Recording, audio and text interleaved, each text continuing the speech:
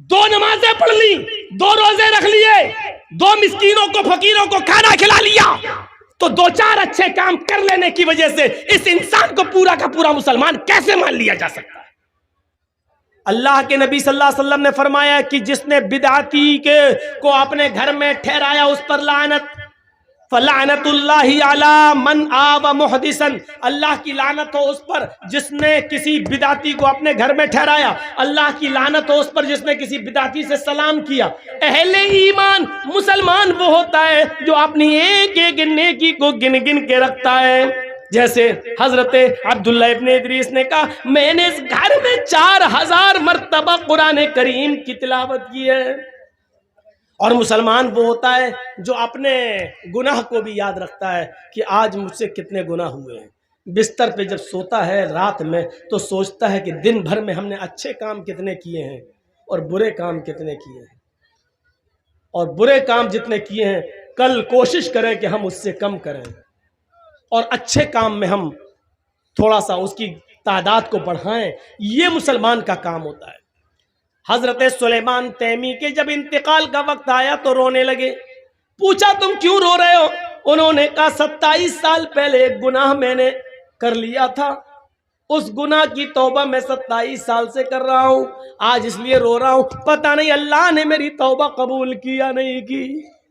अंदाजा लगाइए, एक गुनाह 27 साल पहले किया था और क्या कह रहे हैं, 27 साल से उस गुनाह की तौबा कर रहा हूं, पता नहीं अल्लाह ने कबूल किया कि नहीं किया मेरी तौबा।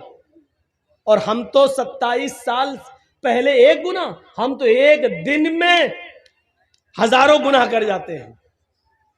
वो कह रहे हैं कि मैंने एक गुनाह 27 साल पहले किया था और 27 साल के बाद आज तक मैं तौबा कर रहा हूं, अब मेरे इंतकाल का वक्त आ गया है तो रो इसलिए रहा हूं, पता नहीं अल्लाह ने मेरी तौबा कबूल किया नहीं की। तो पूछा गया तुम कौन सा गुनाह किए थे? तो गुनाह आप सुनेंगे तो आपको हंसी आएगी, कोई गुनाह ही नहीं। 27 साल पहले पूछा गुनाह कौन सा किया? तो हजरत सुलेमान तैमी ने क्या कहा था कि मैंने एक बिदाती से सलाम कर लिया था।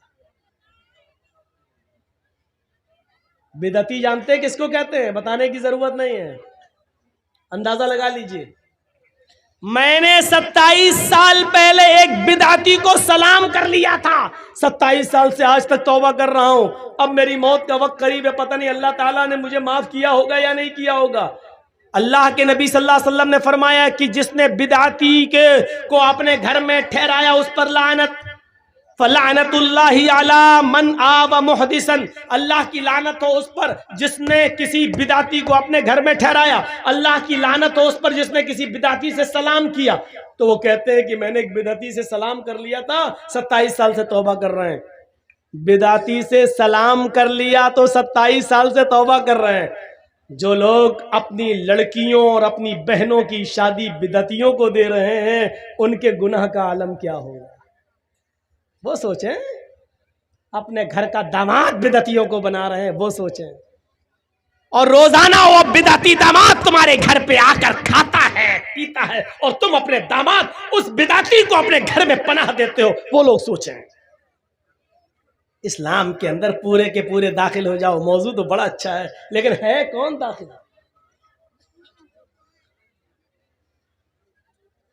नबी अकरम सल्लल्लाहु अलैहि वसल्लम ने फरमाया था,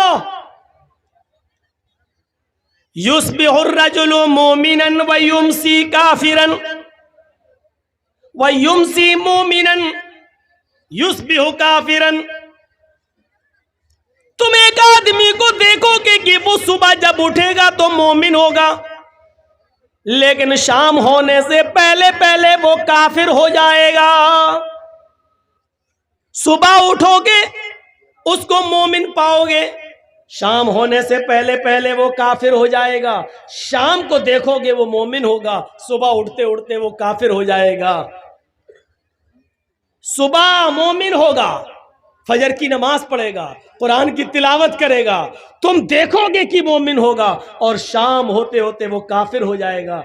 ये मंजर देखना है तो आज के ज़माने में देख लो कि एक मुसलमान सुबह फजर की नमाज पढ़ता है, कुरान की तिलावत करता है और फिर नेता बनने के चक्कर में, चुनाव जीतने के चक्कर में, गैर मुस्लिमों को खुश करने के चक्कर में वो किसी मंदिर में भी चला जाता है और टीका भी लगा लेता है।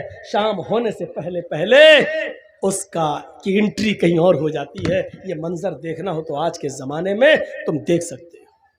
या अय्युहल्लज़ीना आमनू उदखुलू फिस्सिल्मि काफ़ा, पूरे के पूरे इस्लाम में दाखिल हो जाओ। अब ये पूरे के पूरे इस्लाम में दाखिल होना क्या है?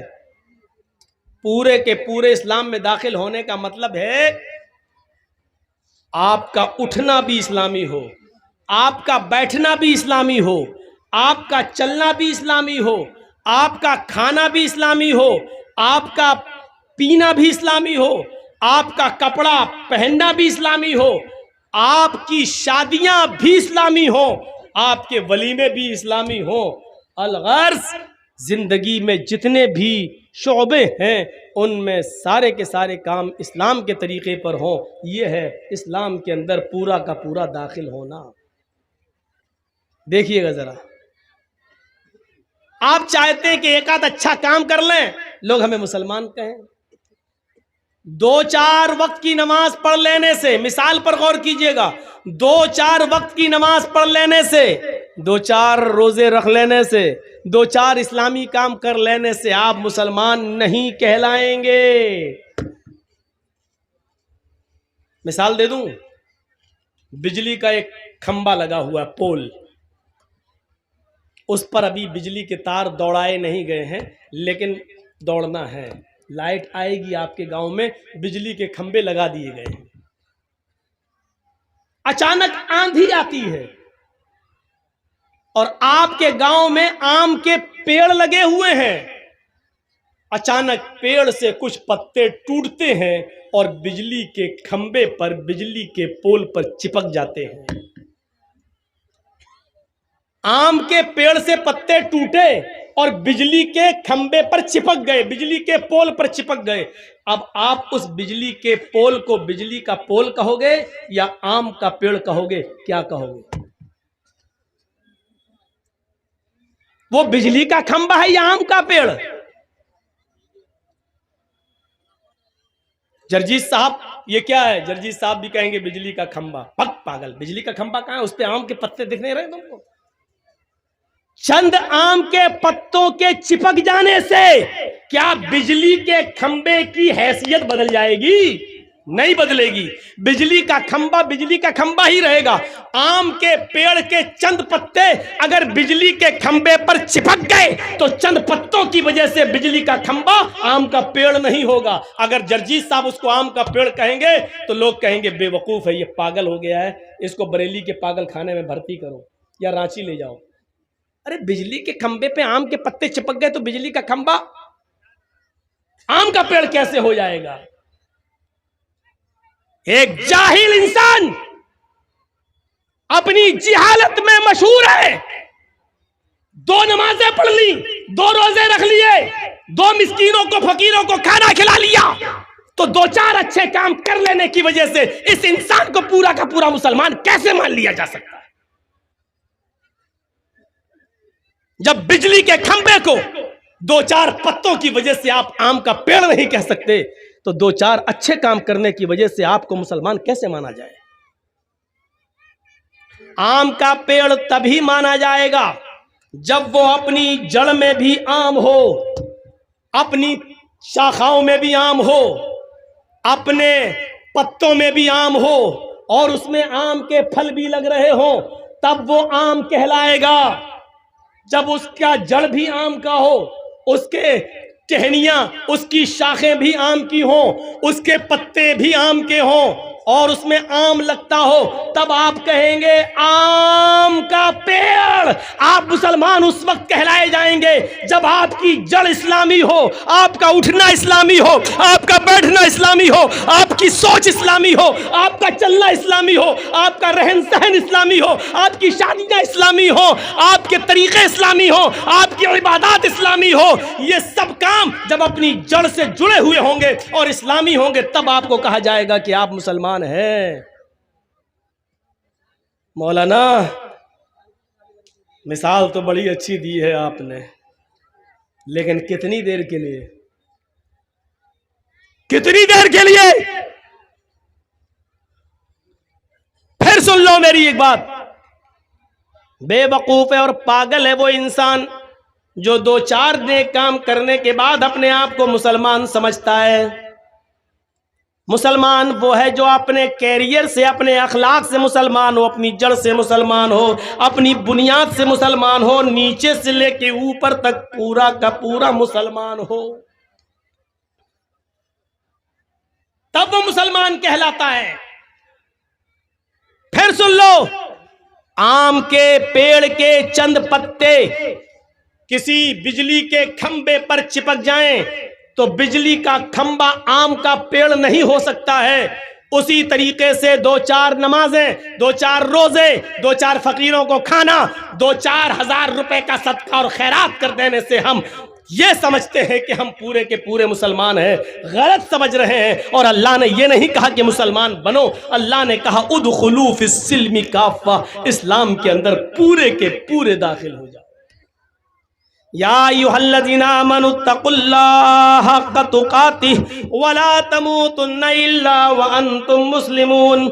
आए ईमानो वालो, आए मुसलमानों, अल्लाह से डरो जैसा कि उससे डरने का हक है। वला तमूतुन्ना इल्ला व अंतुम मुस्लिमून, और तुम्हें मौत नहीं आनी चाहिए, तुम न मरो, लेकिन जब भी मौत का फरिश्ता तुम्हारे हलक पर सवार हो जाए, तुम्हारे सीने पर बैठ जाए और वो तुम्हारी रूह निकालने लगे, जब तुम्हारी रूह कब्ज़ से उनसुरी से निकल रही हो, तो तुम उस वक्त पूरे के पूरे मुसलमान रहना, तुम उस वक्त पूरे के पूरे मुसलमान होना। वला तमूतुन्ना इल्ला व अंतुम मुस्लिमून, पूरे के पूरे इस्लाम में दाखिल हो जाओ, और जब भी मरो तो पूरे के पूरे मुसलमान होकर मरो।